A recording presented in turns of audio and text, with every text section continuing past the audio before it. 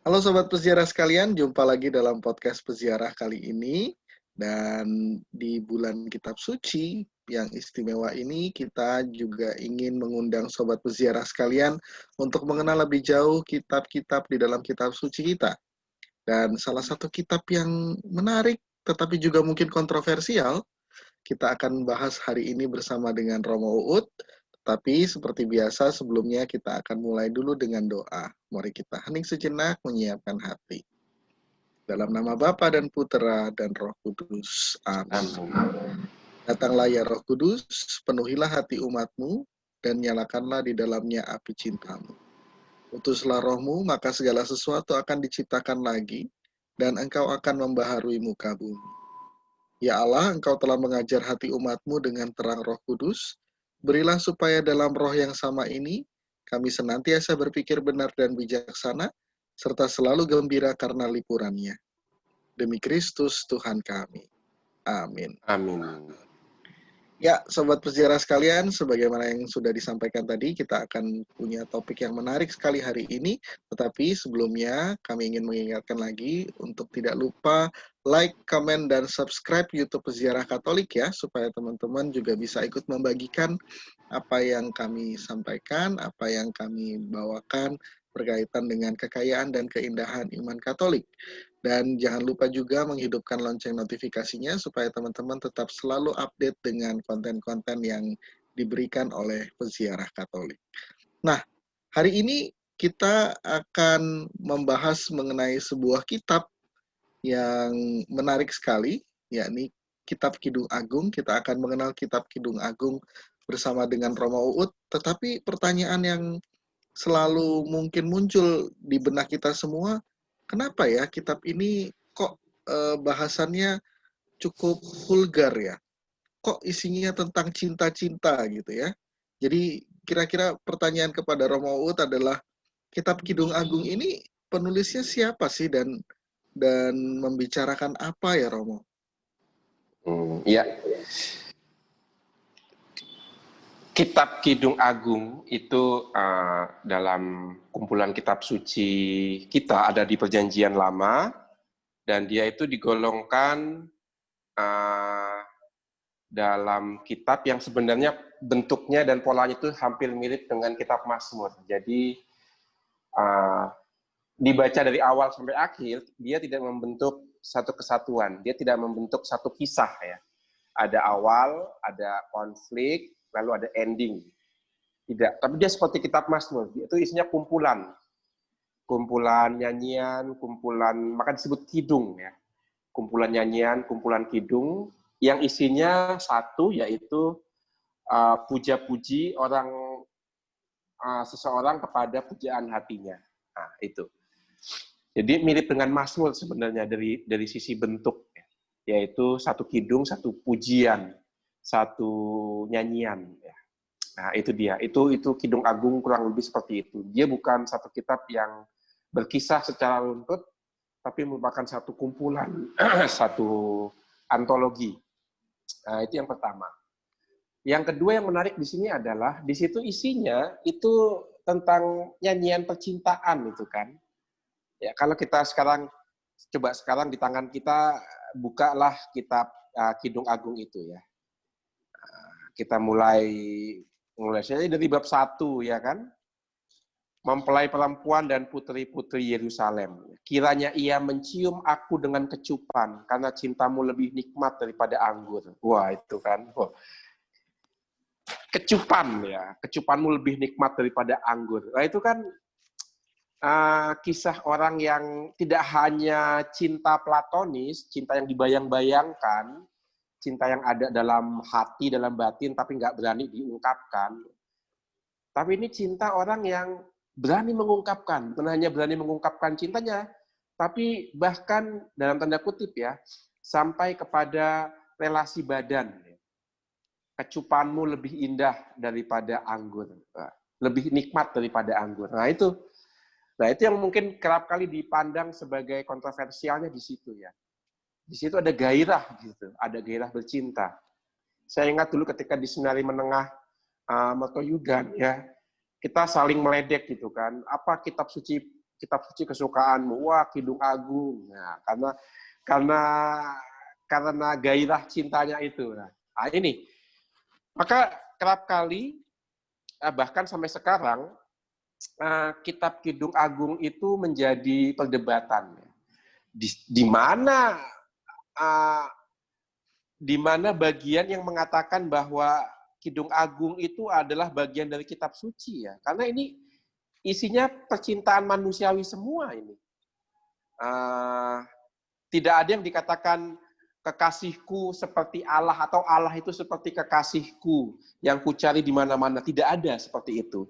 Yang ada selalu tokohnya adalah kekasihku, kekasihku. Kekasihku mulai berbicara, bangunlah manisku, jelitaku marilah. Lihatlah musim dingin sudah lewat. Ya. Hujan telah berhenti. Nah, itu dia. Jadi, ini tokoh utamanya adalah kekasihku, bukan Allah. Bukan Allah yang menjadi tokoh utama secara langsung. Tetapi selalu relasi antara aku dan kekasihku. Aku tidur tetapi hatiku bangun. Dengarlah kekasihku mulai mengetuk. Nah, itu dia. Bukalah pintu. Maka pertanyaannya adalah kenapa kidung-kidung cinta seperti ini masuk ke dalam kitab suci. Nah, ini yang menarik.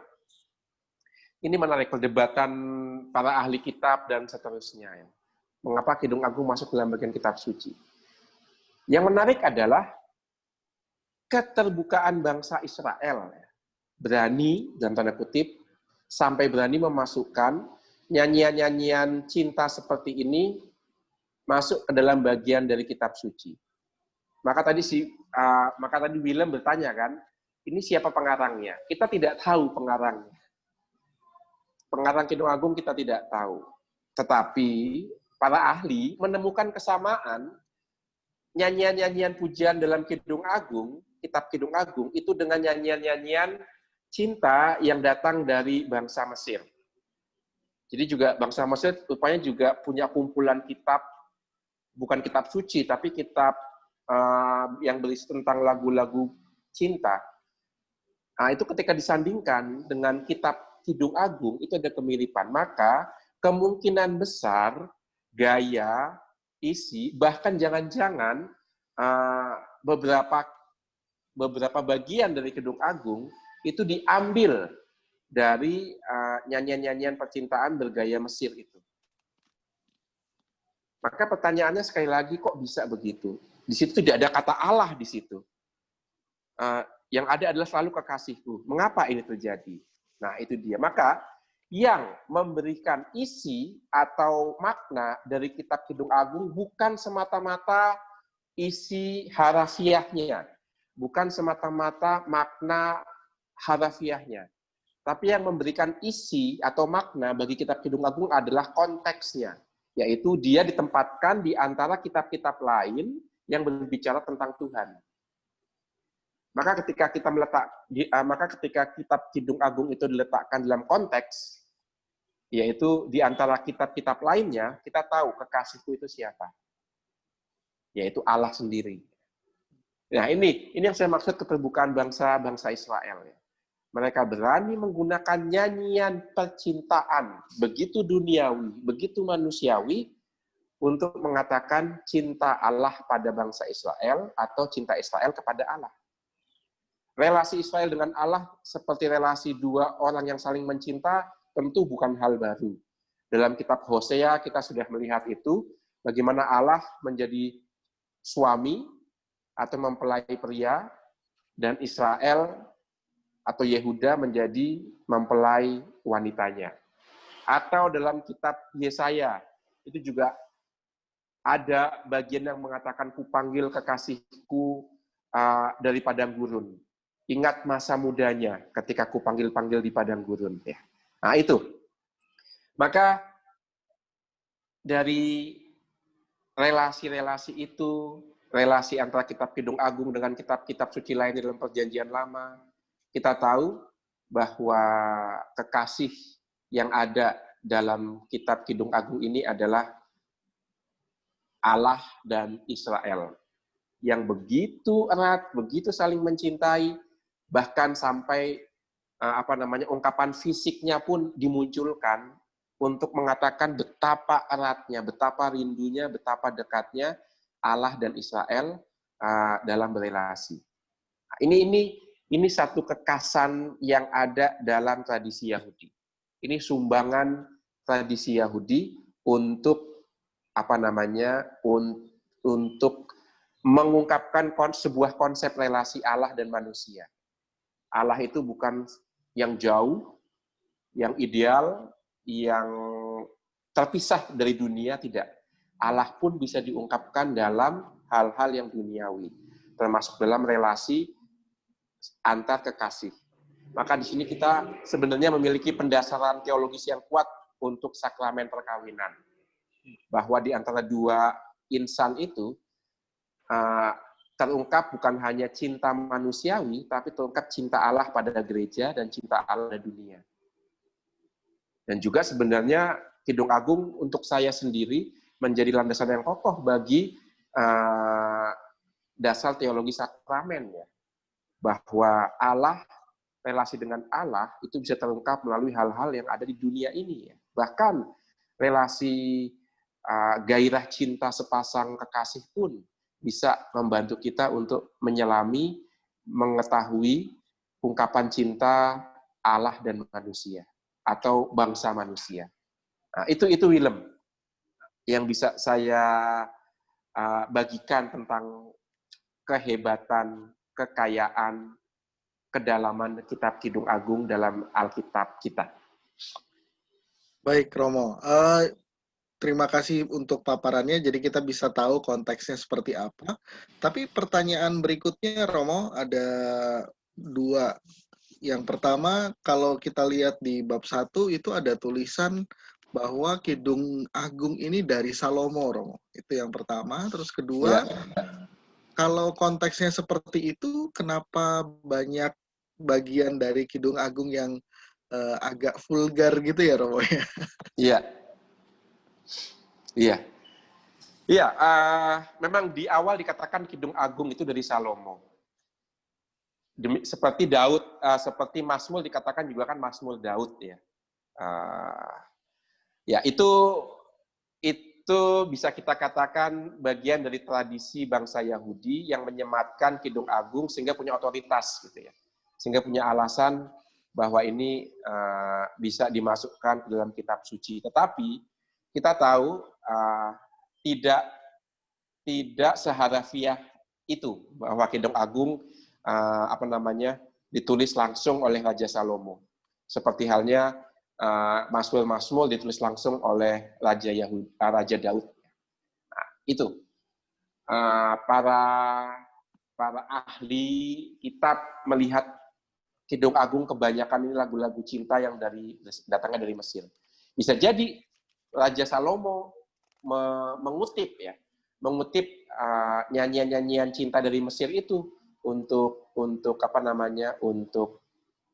Kidung Agung buatannya. Tetapi tidak seperti itu rupanya.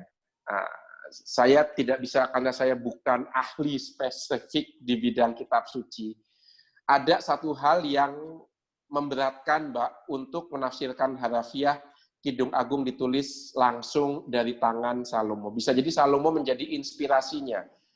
Ya, Salomo bisa jadi menjadi inspirasinya, tetapi penulis langsung, pengarang langsung dari Kidung Agung sendiri bukan dari Raja Salomo. Karena disinyalir kitab ini ditulis beberapa ratus tahun sebelum atau sesudah Raja Salomo. Dari gaya penulisannya.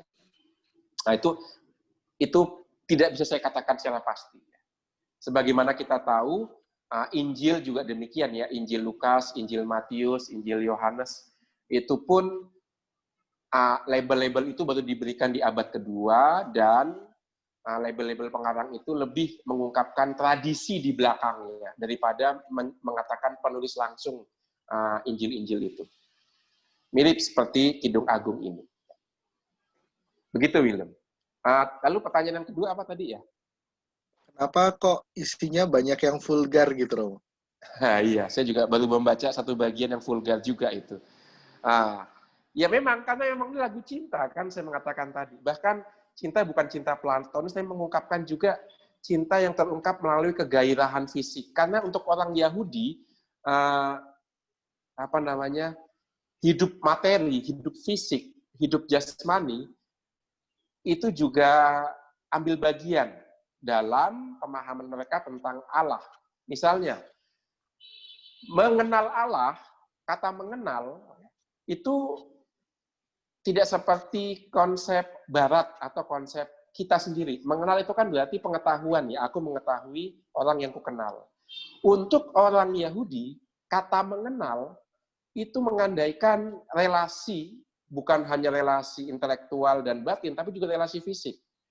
Maka mengenal secara harafiah itu berarti hubungan suami istri yang begitu dalam, sampai-sampai bukan sekedar mengetahui secara batin, tapi juga sungguh-sungguh secara jasmani. Maka mengenal itu dalam konsep Yahudi berarti sebuah relasi yang begitu dalam, jasmani dan rohani. Maka langsung imajinasinya adalah hubungan suami istri. Itu dari kata mengenal. Dan kata itu dipakai untuk mengungkapkan manusia mengenal Allah. Berarti juga bukan hanya mengikut sertakan konsep dan perasaan, tapi sampai fisik, sampai badannya. Nah itu, dari kata mengenal yang dipakai dalam kitab suci kita tahu. Kita bisa lebih paham Kidung Agung yang vulgar. Karena memang betul-betul untuk mengungkapkan bukan hanya rohani, tapi fisik manusia yang mengenal Allah. Sampai melibatkan badannya dalam pengenalan Allah itu. Di sini kita bisa hubungkan dengan kitab atau surat Rasul Paulus, ya kan? Jangan gunakan tubuhmu untuk mengejar hal-hal yang duniawi, mengikuti mengikuti kecenderungan dunia. Persembahkanlah tubuhmu sebagai kurban puji-pujian. Itulah persembahan yang menyenangkan hati Allah. Santo Paulus menulis demikian, ya kan? Untuk mempersembahkan tubuh kita kepada Allah. Pasti itu bukan ditulis kepada orang Yahudi. Pasti itu ditulis kepada orang non-Yahudi. Karena untuk orang Yahudi, yang dipersembahkan kepada Allah itu bukan hanya rohani, tapi juga badan mereka. Konsep itu sudah begitu akrab di dalam kehidupan orang Yahudi. Tapi di luar Yahudi, itu ada pemisahan antara jiwa dan raga. Nah, untuk orang Yahudi tidak. Allah itu berarti, mengenal Allah berarti melibatkan jiwa ragaku sepenuhnya. Nah, maka kita lihat Rasul Paulus memperkenalkan konsep iman yang melibatkan jiwa raga ini kepada orang non-Yahudi. Satu hal yang untuk orang Yahudi itu sudah sangat akrab.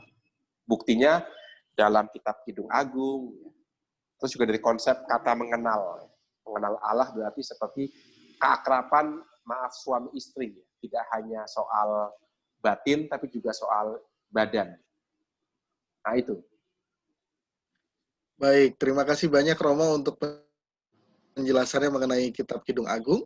Semoga ini menjadi konteks yang menarik untuk kita pahami, supaya kita bisa semakin mengenal bagaimana kitab Kidung Agung itu sendiri, dan menjadi jembatan bagi kita untuk bisa mencintai kitab suci lebih jauh, khususnya kitab ini, dan berusaha juga menempatkan Allah dalam konteks kekasih kita gitu ya Romo ya, keintiman hubungan kita dengan Allah. Oke, Sobat Peziarah sekalian, selamat menjalani bulan Kitab Suci Nasional ini. Mari kita semakin mencintai Kitab Suci, dan termasuk juga memahami isinya satu persatu kitab-kitabnya, supaya kita semakin dapat mengenal Kristus. Mari kita akhiri konten kita kali ini dengan doa kemuliaan kepada Bapa dan Putra dan Roh Kudus, seperti pada permulaan, sekarang, selalu, dan sepanjang segala abad. Amin. Dalam nama Bapa dan Putra dan Roh Kudus. Amin. Amin. Sobat Peziarah sekalian, sekali lagi kami sampaikan, jangan lupa like, komen, dan subscribe YouTube Peziarah Katolik, dan menghidupkan lonceng notifikasinya. Sampai jumpa di podcast Peziarah berikutnya. Bye. Bye-bye.